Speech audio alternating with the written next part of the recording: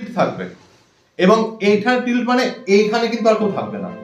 যখনই দেখছিস কোনো বন্ধু করছে এইখানে কিন্তু কেউ থাকবে, ঠিক আছে? এদিকে থাকো, এদিকে থাকো। আচ্ছা নেক্সট, একদম নিচে দিবি না, তাতে তুলতে টাইম লাগে অনেকটা। একদম উপরে উপরে। প্রথমে কোনো চাপ নেই, প্রথমে কোনো চিন্তা নেই, কারণ প্রথমে তো ফুটবে না। প্রথমে 1 মিনিট কোনো চিন্তা নেই, ফুটছে তো মোটামুটি 150-200 ডিগ্রিতে ফুটছে।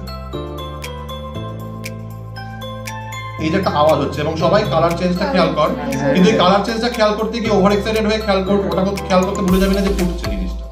ফুটলে কিন্তু তুলে নিতে হবে, ফুটলেই কিন্তু তুলে নিতে হবে জিনিসটা।